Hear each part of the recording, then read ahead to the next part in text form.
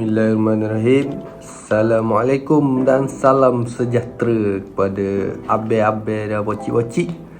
Saya Muhammad Zaif, pelajar daripada Uniza Tembila.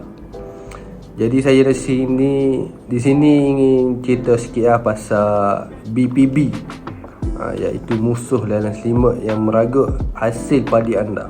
Tajuk saya hari ni lah. Jadi pembentangan ini bertujuan untuk memberi pendedahan kepada petani mengenai penyakit bakteria Panica Blight atau BPB, faktor penularannya, simptom yang boleh dikenal pasti, serta langkah-langkah pencegahan dan pengurusan yang berkesan. Okey, baik. Pertama sekali kita perlu memahami apakah itu BPB. BPB atau bakteria Panica Blight merupakan penyakit bakteria yang menyerang tanaman padi dan boleh menyebabkan kerugian hasil yang sangat tinggi. Penyakit ini disebabkan oleh dua patogen utama, iaitu Burkholderia glumeae dan Burkholderia gladioli.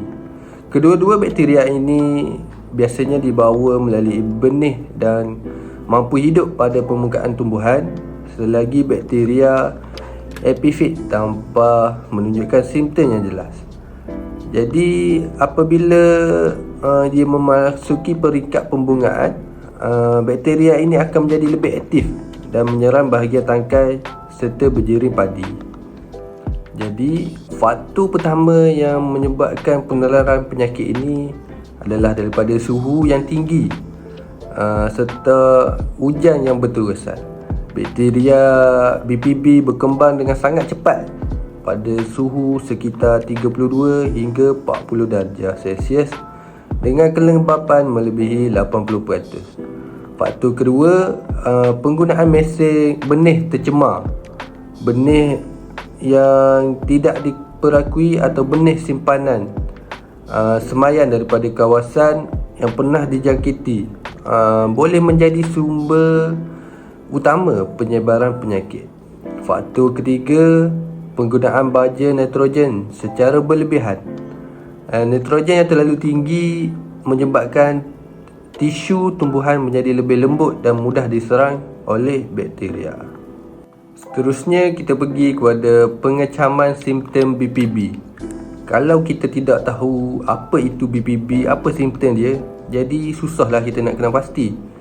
Jadi yang pertama, simptom dia adalah perubahan warna dua tone pada biji rim padi, di mana bahagian atas bertukar perang atau kelabu, manakala bahagian bawah masih berwarna hijau.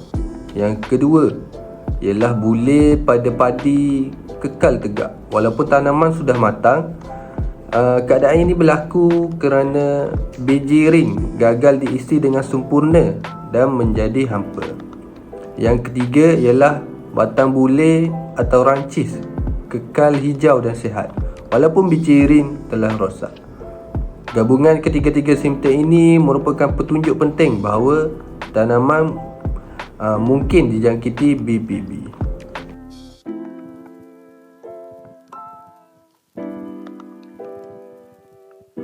Seterusnya kita pergi kepada jadual langkah pencegahan, iaitu pada hari pertama sisa jerami yang dijangkiti perlu dimusnahkan dan tanah dibajak untuk mengurangkan sumber bakteria.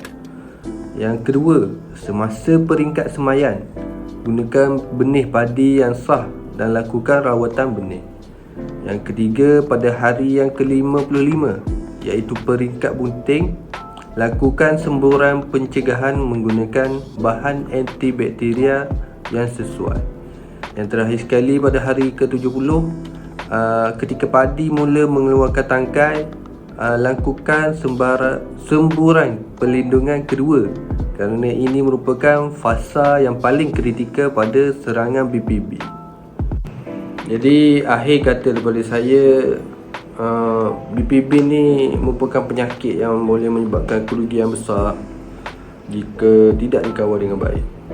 Jadi marilah kita sama-sama melindungi sawah padi kita demi memastikan pengeluaran beras yang mencukupi dan berkualiti untuk negara.